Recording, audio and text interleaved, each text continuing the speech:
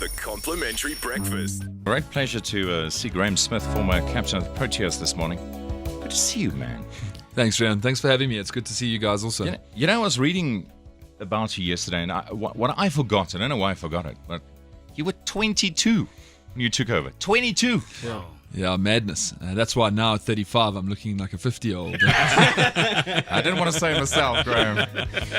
Was it 22? And now, how, you were about, what was it, about 11 years? How long were you captain? Yeah, I captained South Africa for 11 years, over 100 test matches, which was an incredible thing if you think back to how it all started and the journey and some of the challenges you faced along the way. But we created some really good things over those 11, 12 years as captain. So I want to ask you about that, because part of what you created was, and you were part of that, the Protea culture.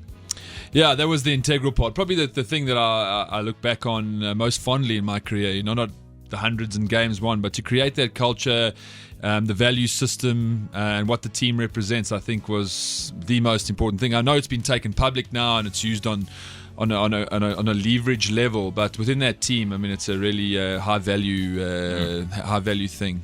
Now, looking back, and because we're in sort of similar circumstances, because I'm retiring next year from this show, and I was reading what you had to say about retiring back in the day and what you miss and what you don't miss. So what do you miss? Well, I mean, you've made a lot more money than me, Rian. So I mean, you probably miss nothing. No, I mean, for me, I mean, it's from the age that I can remember, I wanted to become a South African cricketer, play for South Africa and play for the Proteas. So, that's all I knew. And then suddenly at 33, you retire, and it's like, wow, there's a lot of life still ahead of me. I think the first day I retired, my electricity got cut, so I thought, oh well, things are starting already. I can't pay the bills.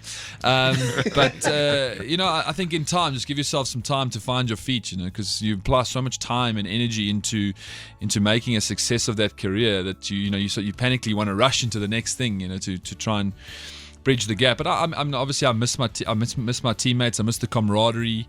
Representing my country and winning the big games around the world. That's obviously what I lived for.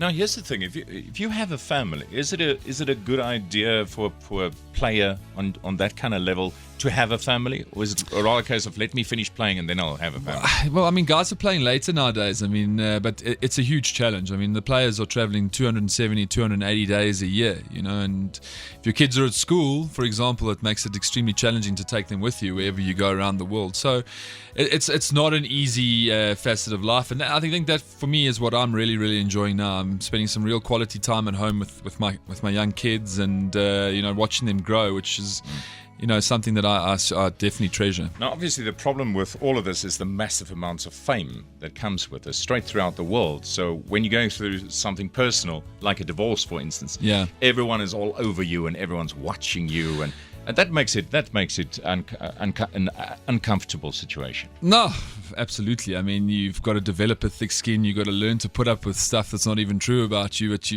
there's nothing you can do about it. You just got to get up and front up the next day. And I guess you got to rely on the fact that the people around you, the people who know you, your family, your friends, the influences, and your peer groups, know the type of person you are and what you're about. And so you got to try and find that inner strength.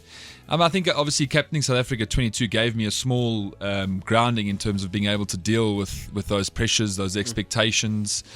And I think, the people on the street, the people you meet on a daily basis, the interactions you have, people get to see who you are, and that's the most important thing. Is it true that people cried, like after you retired, that people came to you and people were in tears? Still today, actually. I still really? get it. Especially now. Yeah. I'm still getting questions about when I'm making a comeback. So, but the way I ran up the hill here to get in the studio, it's a long way off. I'm still trying to catch my breath. Oh, you're in good shape, clearly. Is that all right? So you're obviously here for a reason. I hear you have a brand new business. What is this about now? Yeah, I mean, in the commodity game, we've launched a wood and charcoal and briquette business. Just two guys that became friends. We started chatting about it, and we found some nice farms, and we punting local business. Really driving local business in these areas, and then creating this Biff's Big Six product, which is launching now on Heritage Day tomorrow at Country Meat, and then into Cape Town on October 1st. So yeah, we're excited. We've done a lot of work behind the scenes, and hopefully people will like it. We believe in how we've built the product up. We spent a lot of time on that before we've come to market, so let's hope. I must say, I was very surprised to hear you in the charcoal business now. Well, I was surprised to hear it myself. But I had so many leftover bats in the garage, so I had to use it for something. All right, so if you want to buy it somewhere, when can you actually then buy it? We're launching tomorrow at Country Meat, so it'll be in all the Country Meats, but various butchers and wholesalers and garages. I think it's all our logistics guys downstairs, and I see he's turning greyer by the second. So, I think this next week all the product's going to start moving out, and then in October 1st into Cape Town and then various other places. So the name of the charcoal again is Biff's Big Six. It's run off my nickname Biff. Unfortunately, I received the nickname Biffle as an 18-year-old, and it stuck with me right through the years. So now we're moving that into this business entity. Nice. Has Cyril Ramaphosa ever tried to buy it?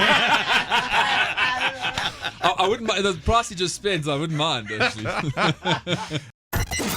It's the Complimentary Breakfast.